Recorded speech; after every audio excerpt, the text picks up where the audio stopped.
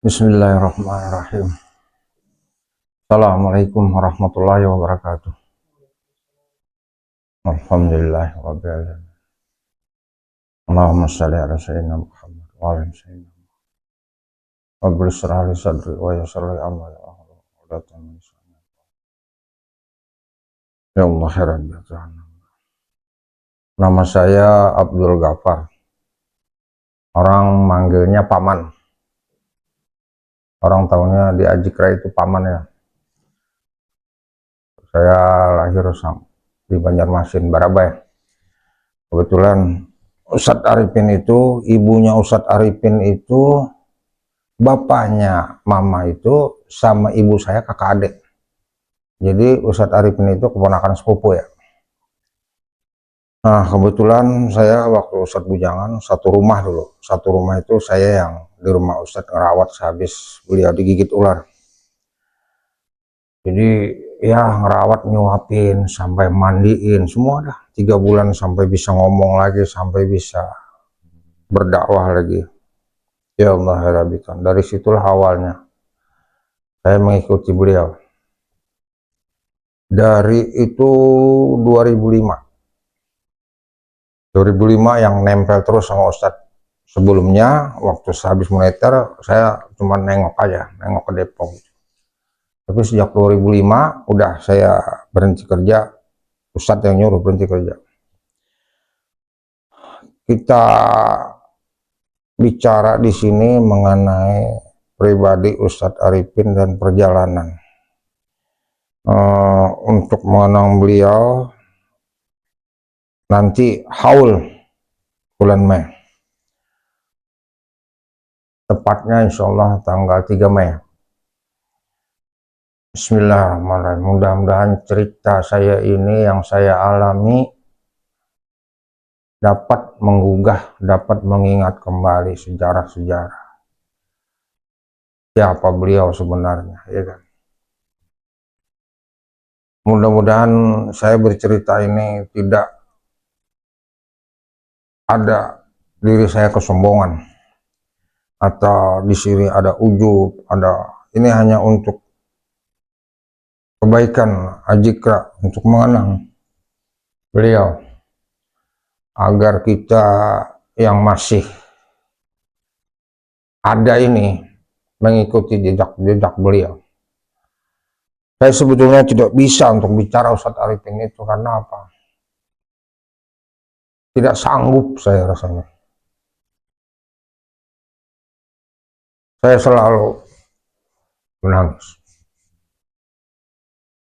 Yang saya alami dari 2005 itu sampai beliau meninggal.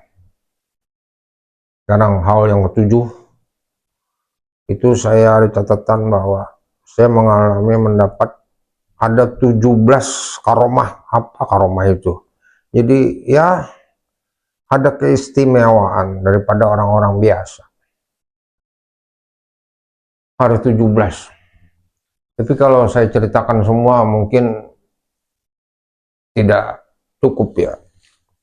Tapi ya yang mana aja yang keluar. Bismillahirrahmanirrahim. Misalnya begini. Saya pergi di Masjid Atin waktu itu zikir tahun baru. Saya datang terlambat. Saya di bawah. Tahu-tahu ada ustadz sendiri bicara sama saya. Paman, udah berhenti ya Pak Maman kerja, ikut saya aja. Emang Paman takut nggak makan? Udah ikut saya aja. Padahal Ustadz lagi zikir di atas, di masjid atas. Saya ngobrol sama beliau. 2 tahun saya telusuri itu, ternyata ada beberapa orang juga begitu. Ada Pak Dudung, ada Bang Komar, ternyata begitu juga. Jadi menemui jasad beliau bicara, tetapi beliau ada di lain tempat. Yang seperti saya tadi, beliau ada mimpin zikir di Atin, saya di lantai bawah. Tapi kenapa bicara sama saya? Udah berhenti paman kerja, ikut saya aja, mau takut nggak makan. Ternyata itu bukan, nggak tahu Ustadz yang sebenarnya itu yang di atas apa yang sama saya. Salah satu ya. Akhirnya saya berhenti kerja. Padahal kerja luar biasa lagi, karir lagi meningkat. Ya Allah ya Rabbi Tuhan. Tapi saya yakin, insya Allah saya izin semua sama keluarga. Ikut Ustadz Arifin aja, mendampingi beliau. Nah, di dalam mendampingi beliau itulah terjadi keajaiban-keajaiban yang luar biasa. Tapi kejadian-kejadian itu sebetulnya apa? Beliau sebetulnya untuk segi ilmu ya biasa-biasa aja, seperti ustadz-ustadz lain aja. Tapi beliau, saya akui, kenapa bisa menghasilkan itu? Beliau menjaga istiqomahnya luar biasa. Tahajudnya nggak batal, wudhunya batal, wudhu. Di masjidnya, berjamaahnya. Akhirnya terjadi, saya kadang ngikutin, terjadi juga pada saya. Misalnya begini, waktu tahun 2005 itu kita zikir di Amuntai, Kalimantan Selatan. Waktu itu 7 bulan enggak hujan, kemarau panjang. Di Masjid Amuntai di kota itu, ayo jamaah kita minta hujan, angkat tangan semua. Saat jamaah itu mungkin sekitar 10 ribuan jamaah, luar biasa banyaknya. Angkat tangan, sedang angkat tangan itu hujan deras. Hujan terus ya kan. Nah, terus teduh. Ustadz melanjutkan lagi. Nah, Ustadz begini, cerita mengenai tahajud, cerita mengenai subuh di masjid. Salat subuh berjamaah di masjid. Nah, saya di depan mimbar, Ustadz lagi di mimbar. Saya di depan, 1 meter lah sama saya. Dia nengok ke bawah begitu. Paman udah berapa lama di masjid, ke masjid subuh? Insya Allah Ustadz, mulai besok saya akan subuh di masjid. Amin, kata orang Amuntai. Di keluarga saya juga banyak, karena keluarga saya kan banyak. Amin. Nah, mungkin disitulah diijabah. Alhamdulillah, sejak 2005 sampai hari ini, sampai tadi subuh, sampai tadi malam. Berarti sudah 2026, sejak 2005, berarti 21 tahun. Saya alhamdulillah, mudah-mudahan saya tidak ujub. Tidak pernah batal tahajud. Tidak pernah batal. Saya kaji diri saya. Apakah saya ini hebat? Tidak, sama sekali tidak. Saya bukan dari pesantren, saya bukan apa-apa. Tapi kok bisa 21 tahun tidak batal sholat tahajud? Dari mana datangnya itu? Kan orang bisa sakit, kan orang bisa ketiduran, kan orang bisa jauh jaraknya. Tapi kenapa 21 tahun sampai hari ini tidak pernah batal? Bukannya jarang-jarang, bukan tidak pernah batal. Nah, di situ saya mengakui bukan diri saya itu, bukan. Dalam artian apa? Karena tadi doa di Amuntai tadi, puluhan ribu orang mendoakan. Ayo kita doakan. Doa. Nah, itu dia apa? Sampai subuhnya juga di masjid. Subuh di masjid, 21 tahun ada subuh di masjid. Terus. Jadi saya sampai hari ini masih di Ajikra. 21 tahun sejak 2005. Jadi saya masih di Ajikra. Alhamdulillah ya. Luar biasa. Ada lagi yang aneh. Tadi baru saya kepikir juga. Sejak 2005, saya tiap bulan kan Ajikra ada zikir. Dulu waktu Ustadz Arifin, sekarang Ustadz Syukur. Tidak pernah tidak hadir di dalam zikir. Walaupun di dalam zikir itu, ya nerima tamu. Walaupun ya nerima ya banyak kerjaan, ada yang parkir, ngatur semua. Ya Allah. Tapi 21 tahun tidak pernah batal zikir. Nah, menyambung terus ya, nyambung tahajud nggak batal, zikir nggak batal. Ada lagi, ini sebetulnya bukan saya menceritakan kebaikan diri, bukan. Tapi kok bisa terjadi begitu, saya sendiri pun heran. Coba apa lagi tuh? Allahu Akbar. Terima kasih Ustaz Arifin, terima kasih Allah. Begini, selama 21 tahun itu, Allahu Akbar, bukannya mudah-mudahan sampai akhir hayat tidak pernah makan yang haram. Mudah-mudahan situ yang sumpah pun saya tidak pernah. Ya Allah, ya Rabbi Tuhan. Keajaiban itu keajaiban yang saya menimpa pada diri saya. Ada lagi Ustaz Arifin apa?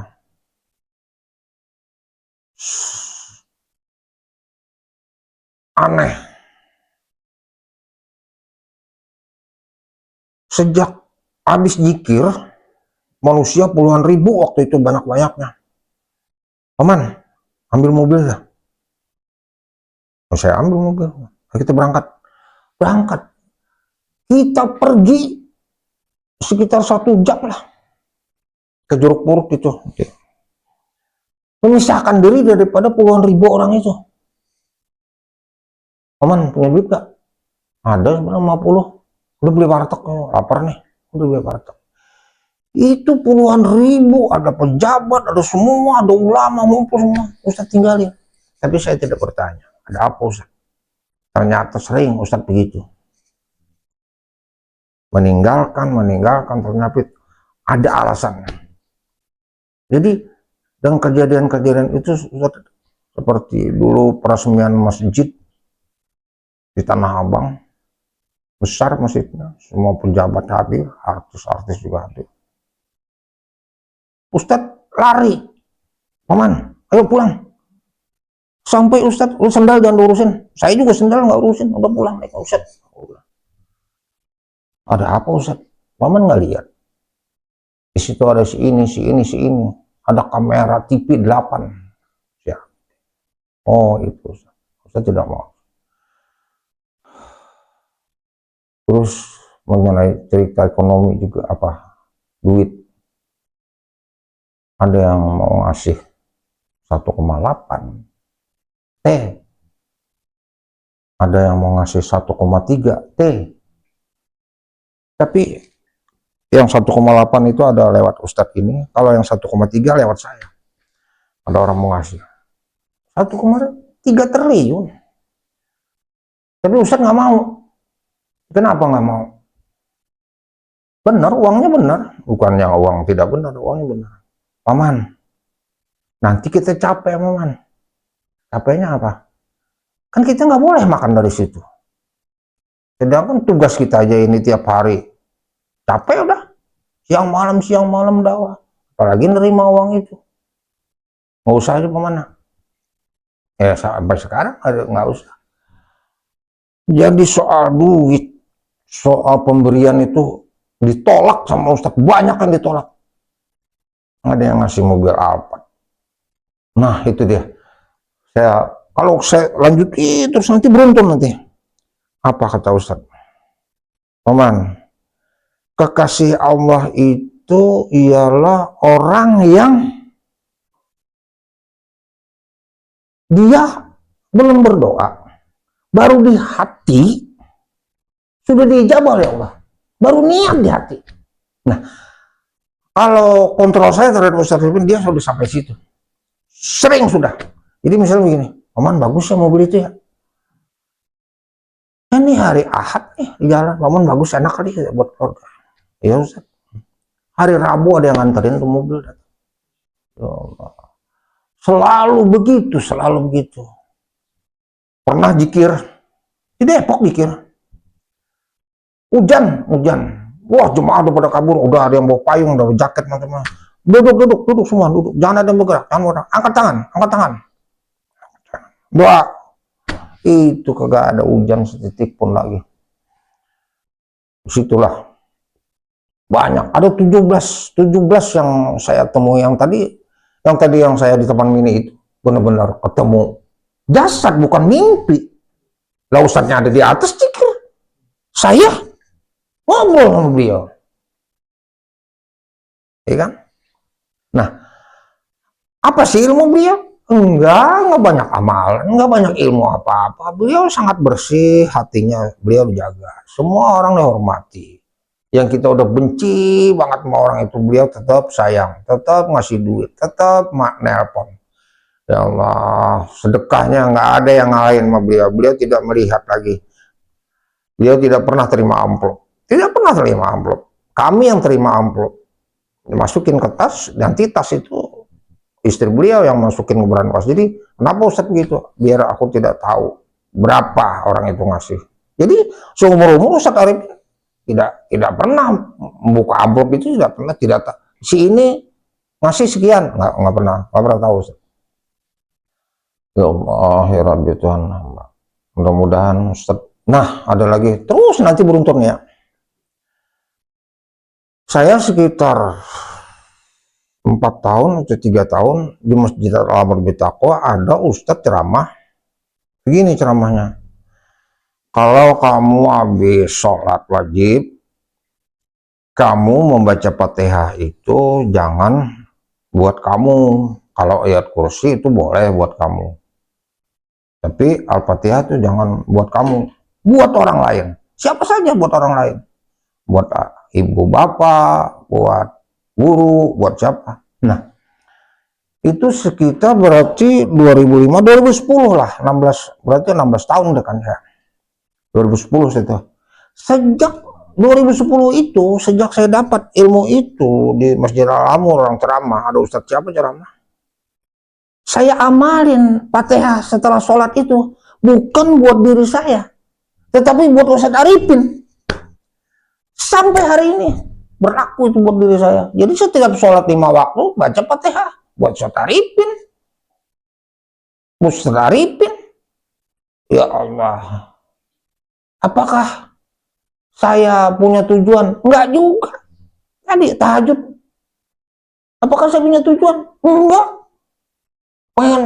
Pengen jadi alim ulama? Enggak. Pengen terkenal? Enggak. Pengen kaya? Enggak. Tadi saya jalanin aja. Tetapi luar biasa Allah kasih. Ya Allah, melaksanakan, menjalankan tahajud itu apa yang diterima dari Allah? Allah tidak mengantuk, Allah tidak tidur, Allah maha penyayang, maha murah, maha pemurah, maha memberi. Yang didapat sama saya, ya Allah ya Rabbi Tuhan hamba, ditelepon, paman haji, paman haji 2 bulan lagi sih haji. Iya berangkat paman. Lah dari mana bisa? Itu lagi acara Ustadz Arifin itu di Cimahi. Paman bener paman, binikin haji ntar. Lah haji apa? Roda apa namanya ya kan? Ya Allah 300 juta dibayar. Sujud syukur Ustadz berdiri, saya sujud syukur di depan lantai Masjid Cimahi. Kembali lagi ya, Ustadz Arifin ini besar ini. Ustadz Arifin saya yakin belajar juga dari Rasulullah. Ustadz Arifin kenapa menolak 1,3 T? Kenapa menolak 1,8 T? Nolak dah. Kenapa? Ya paham. Rasulullah pernah setelah Islam jaya, Rasulullah mau dikasih oleh Allah hadiah, bonus lah ibarat kita. Tangan kanan matahari dikasih Allah, tangan kiri Jabal Uhud dijadikan emas. Matahari Nabi suruh mengatur, Jabal Uhud dijadikan emas. Betapa Islam jaya, emas kaya raya. Matahari Nabi yang ngatur, ini panas aku kasih tanggal sekian ini. Tapi Nabi tidak mau. Nabi tidak mau menerima hadiah itu dari Allah. Kenapa? Sahabat nanya, ya Rasulullah, itu hadiah dari Allah kan benar itu, berkah itu. Apa kata Rasulullah? Iya, betul. Kenapa aku tidak mau terima? Aku tidak mau kehilangan hablum minallahnya. Ini contoh begini. Kita handphone harganya 10 juta. Pulsa isinya 1 juta. Tapi sinyal tidak ada. Tidak berfungsi kan? Handphone 200.000. Pulsa 5.000. Tapi sinyal ada. Bisa berhubungan kan? Itulah yang Nabi tidak mau. Tidak mau putus dengan Allah. Hubungan itu. Kalau sudah dikasih hadiah, berarti ini melakukan ini, dikasih ini, maka sama dengan 0. Rasulullah tidak. Ya Allah, mudah-mudahan kita di haul ini banyak yang hadir. Mudah-mudahan Ajikra kembali seperti ada Ustadz dulu. Waktu Ustadz habis digigit ular, kan 3 bulan saya nyuapin, saya mandiin, sampai nyebokin terus, ya. Nggak usah diceritain aja lah, mudah-mudahan. Nah, kita ada acara di Departemen Luar Negeri, tapi bukan kantornya, bukan di komplek. Penuh manusia, banyak undangan. Nah, datang, saya berdua sama Ustaz. Ustaz pegang sarung, baju kok. Saya juga baju biasa, baju koko, pakai celana panjang. Ya Allah, cuek aja orang semua. Enggak ada yang mah. Kita jamaah ngadep sini, kita duduk berdua di depan sini. Enggak ada yang peduli, enggak ada yang nemenin, panitia pun enggak ada yang nemenin. Benar-benar dicuekin. Ya udahlah. Ustaz sebelum ceramah itu Baman catat Baman ayatnya ini nanti nih. Ini nanti ini ya. Tapi pas sampai sana begini. Waktu Ustaz naik panggung, orang ya biasa ngobrol-ngobrol. Tapi setelah menit-menit berikutnya, orang mulai diam. Pertengahan udah ada yang nangis. Terus bertambah yang nangis, terus hening. Pas terakhirnya orang pada histeris. Itu terakhirnya itu orang numpuk. Siapa ini? Nomor teleponnya tinggal di mana? Ini semua dikurutin manusia. Luar biasa. Nah, udah kejadian itu, saya tanya di rumah sama Ustaz. Ustaz, tadi yang kita catat, Ustaz nggak ada yang keluar, Ustaz. Tadi Ustaz ceramah yang lain lagi. Emang Ustaz? Jadi ya sama dengan Haji Jaini, almarhum Haji Jaini, Guru Sekumpul, Banjarmasin, Martapura. Memang keluarga karena Ustaz kan sama-sama ada orang dalam Martapura, sama-sama dalam pagar, sama-sama turunan Ustaz, turunan kan 8. Nah, Haji Jaini juga sama. Waktu beliau diinfus di rumah sakit, ini ada ceramahnya Pengajian beliau. Harus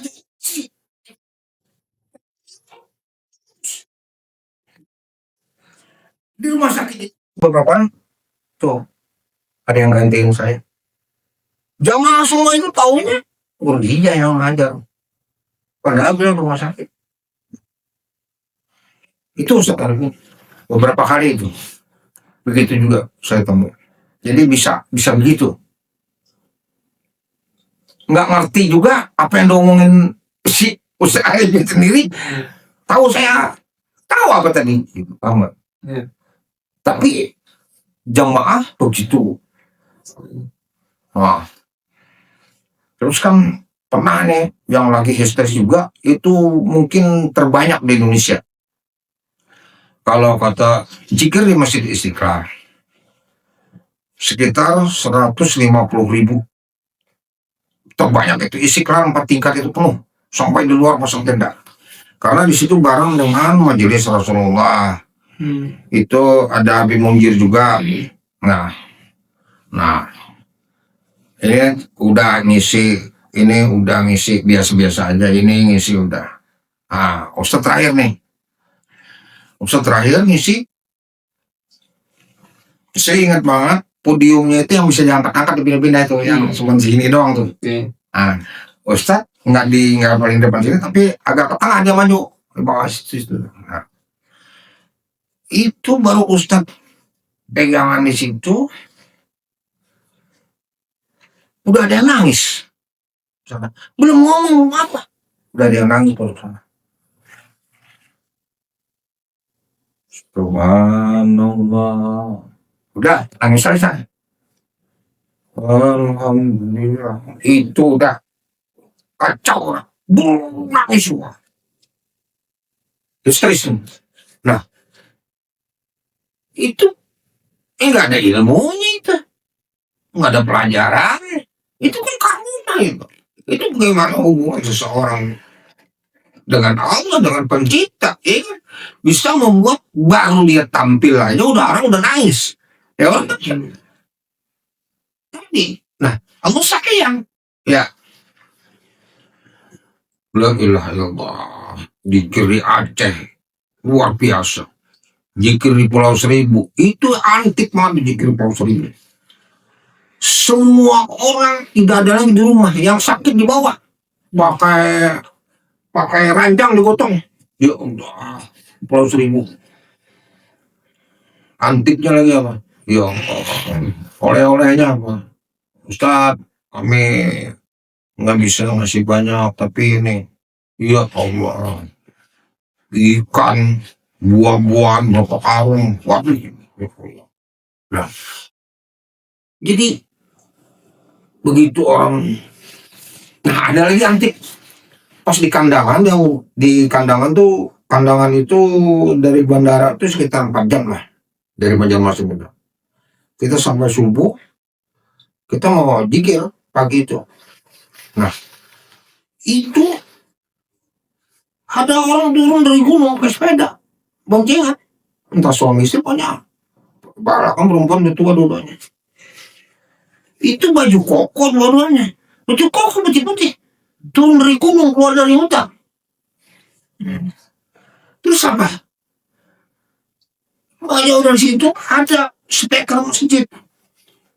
Subhanallah, alhamdulillah. Lah, itu kan apa ya? Ustadz Arifin, jikir Ustadz Arifin ya.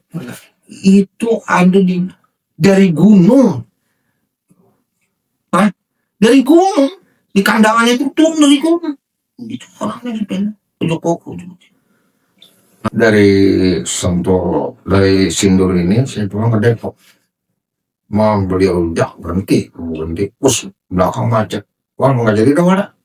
Macet siang belakang nggak jadi. Sampai di rumah Ustadz Arifin itu yang boleh nomor meja yang 2 meter panjang. Itu di tengah-tengah meja itu ada rujak yang saya mau beli tadi. Saya nggak bertanya lagi, ini rujak dari mana? Ini orang nggak bertanya lagi. Apa coba? Allah Akbar. Ya Allah. Begini, terus begitu. Nah ini nyambung lagi nih gitu gini. Kenapa bisa begitu? Ya begini. Pas itu lagi 2 jam kemudian, kita 2 jam 1 jam baca SMS, anak ponakan saya kirim SMS dari Kalimantan. Om, bahasanya kecil gitu. Kopi Lampung tuh enak loh, jangan sampai nggak nyobain. Itu orang keluar dari dapur bawa kopi. Ya Allah, ya Rabbi, mau apa kita? Nah, pulang saya duluan sama Sabiki. Pulang udah Sabiki saksi kan. Pulang si Adam yang nyupir jam 2 malam di tol di Lampung gelap, nggak tahu jalan gimana. Sabiki nanya, "Paman makan apa?" Lah jam 2 malam di tol gimana tahu nggak tempat mana. Saya cepat aja ngomong. Kayak nasi goreng gitu kan. Sabiki ada Sabikinya. Kayak nasi goreng. Lah jalan mobil tol jam 2 malam. Lah itu terang kayaknya rest area deh. Ya udah kita berhenti di rest area. Mau pikir mau supir ngantuk kali. Berhenti saya. Pas berhenti saya, pintu belum dibuka penuh, baru setengah. Baru belum puluhan gitu. Datang perempuan. Ya, dibilang nggak tua, nggak muda, sedang lah. Rupanya itu tukang warung rupanya. Apa coba ucapannya? Pak, saya bikin nasi goreng ya. Saya sedikit nggak bisa ngomong lagi. Mana ada orang gitu? Maksudnya jam 2 malam. Pas baru buka pintu setengah. Pak, saya bikinin nasi goreng ya. Apa urusannya bikin? Nggak tahu, dia tukang warung. Ya bikinin. Tuh. Nah, istiqomah, ya. Bersih-bersih hati, ya Allah. Terus dunia juga. Melayani kita. Baru pengen aja sampai nolak. Ustaz tuh sampai nolak. Ini yang mau nyumbang terakhir itu kan ada bapak ini yang mau ngasih, Ustaz saya 30 miliarnya, saya tutupin. Datang lagi satu dari Banjarmasin, Ustaz minta maluin aja. Udah saya aja ngasih dia 30 miliar mau ngasih buat nutupin terakhir kan. Nggak mau Ustaz. Ini nggak boleh disumbang. Ini Ustaz maunya 1 juta umat masjid ini. Nah, contoh kenapa 1 juta umat? Waktu itu kan masih tanjakan dan naiklah mobil carry. Dempulan itu carry berapa. Itu kakek-kakek nenek-nenek turun, Ustaz, saya mau ikut 1 juta umat Ustaz. Ngasih 100 juta. Ya Allah, bukan 100 jutanya, bukan. Mobil dia aja carry dempul.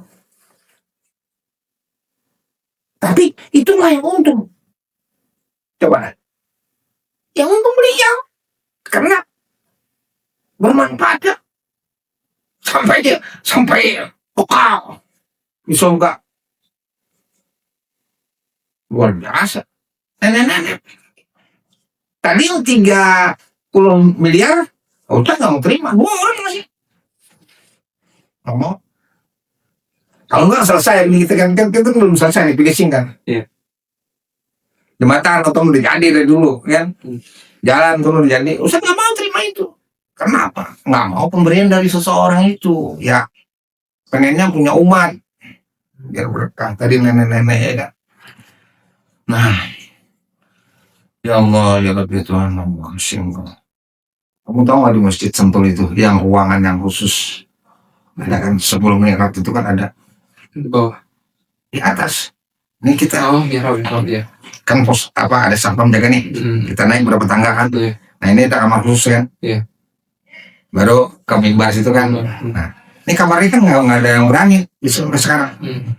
Ada ranjang bagus, ada kamar mandi, ada tempat lebar gini, ada yang berani. Apa coba?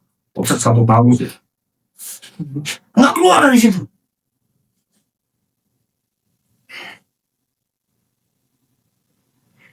Jadi ya harus diterain panjang. Jadi